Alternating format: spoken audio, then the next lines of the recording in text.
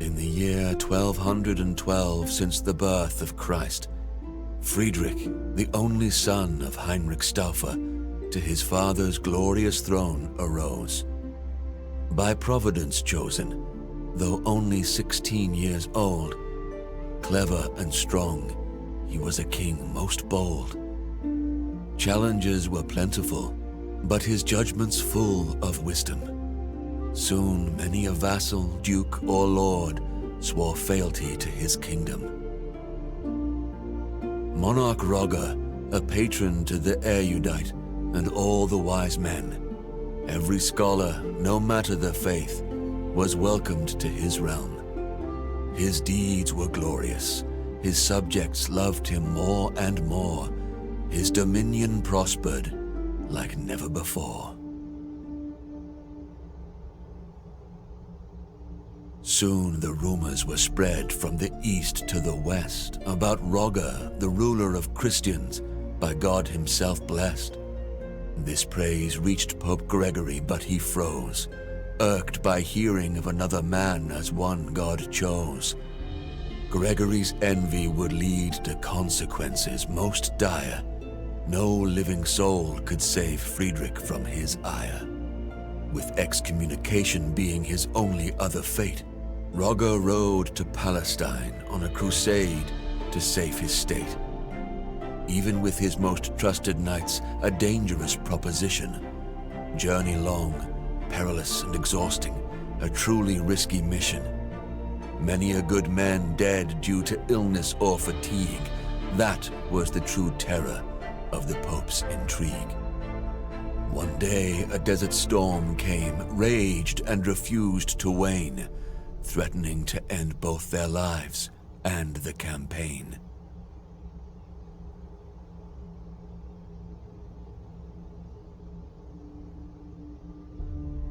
It seemed that for the Emperor's army all hope was lost. Sentries were ordered to find shelter, no matter the cost. At the last moment, the group's scouts spotted a cave. Though ominous and sinister, they must choose to be brave. Roger's men entered the grotto with uneasy feel, making camp in surroundings that were most unreal. Days went by, the storm unwavering, no sign it would clear. Friedrich and his chosen explored their shelter without fear.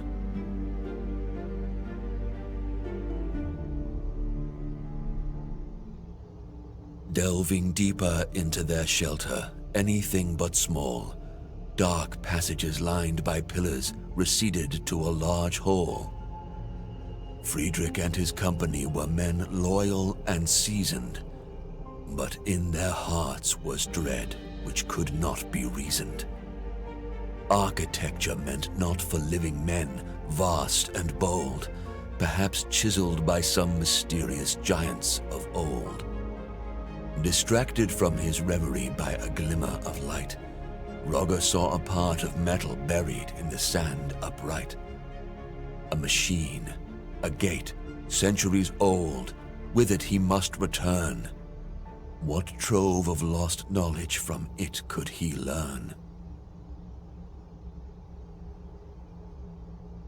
Friedrich, albeit short on time, researched that device. Its power to grant wisdom should more than suffice. Gate to the Temple of Wisdom, the device was now called. It would lead to understanding of deep truths unequaled. In much higher spirits, knights loaded the gate on the caravan, and once again their journey, their crusade has began. The dread lifted, resolve firmer than ever before, no longer fearful of what for them lay in store. No more was the journey punishment meant by the Pope. Now their quest was meaningful, their hearts full of hope.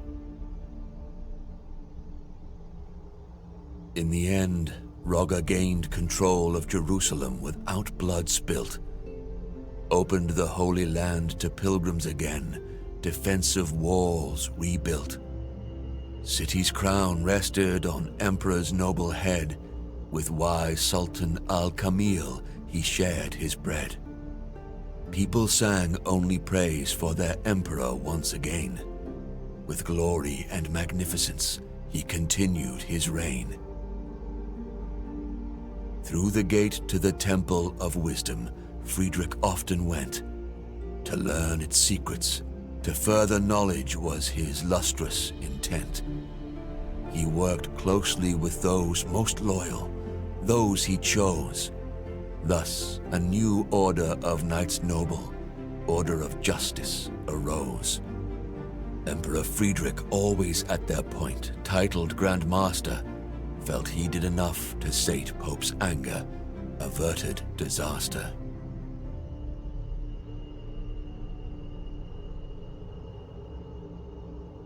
But to Gregory's ears were whispered rumors terrible, stories about a deal with the devil and lies unbearable, about how Rogger's order was built to conceal a devil's gift, and since the Pope believed it, it caused an irreparable rift. Not long before the Emperor was excommunicated, by all the people of faith, he was to be isolated. Residents of Jerusalem who just a year ago called him their savior, now cast him out, the Pope to blame for this behavior. The Emperor by this iniquity was aback taken. All the Pope's intrigues left him quite shaken. When he finally retreated to Italy and his throne, he lived for his order of justice and his land alone.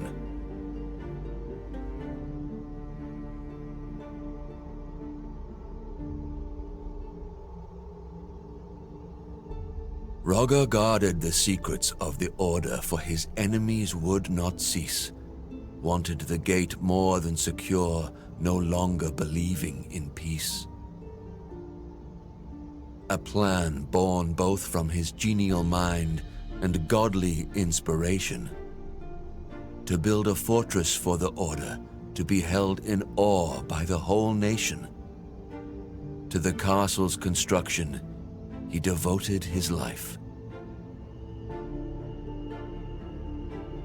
8 massive walls to survive any strife, 8 watchtowers with windows peering over the countryside, eternally guarded by 8 men most loyal and eagle-eyed. 8 sides to the courtyard for the men to meet and rest. In the middle of it all, an 8-sided podium protected best. On this podium, the gate to the Temple of Wisdom was erected. By all the knights, not to be worshipped, but to be respected.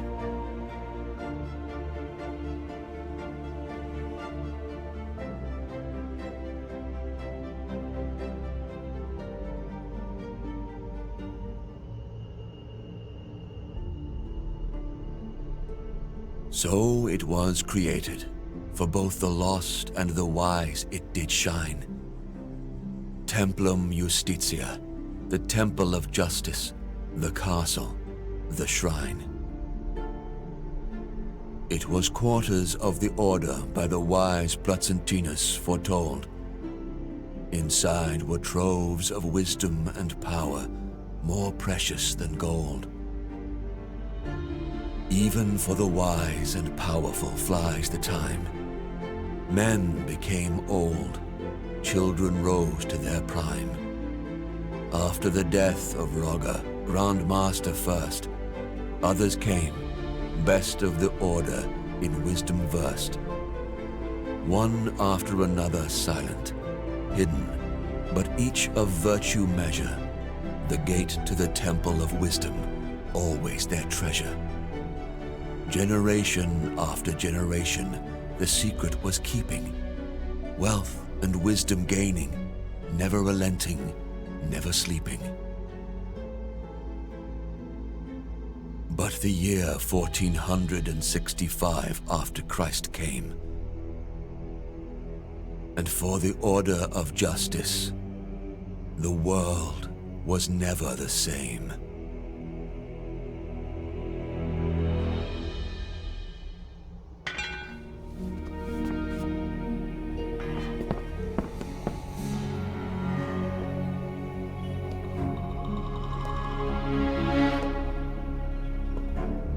There he is! Look up!